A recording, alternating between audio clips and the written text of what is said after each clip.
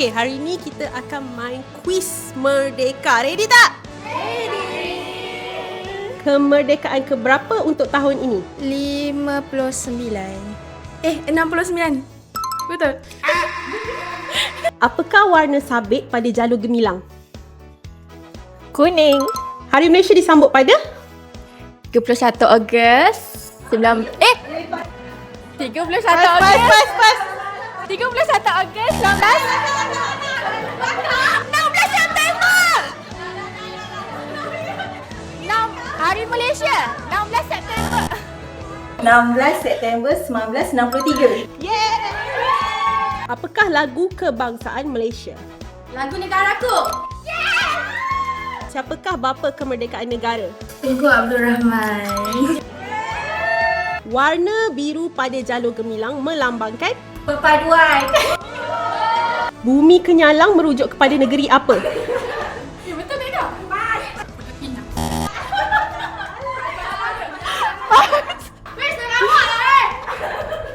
Jawapannya?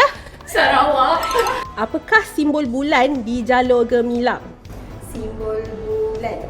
Islam sebagai agama persekutuan. Lagu tanggal 31 popular dinyanyikan oleh? Sudirman. Betul. Di manakah kemerdekaan Malaysia dilaungkan buat pertama kali? Stadium Merdeka. Betul. Siapakah bapa permodenan?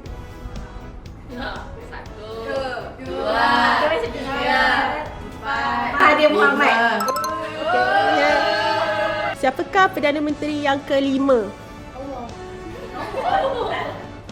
Satu.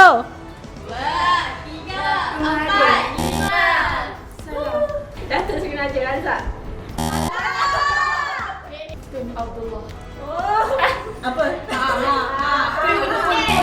Tun Abdullah Ahmad Baidawi. Apakah kereta kebangsaan pertama Malaysia? Proton Saga.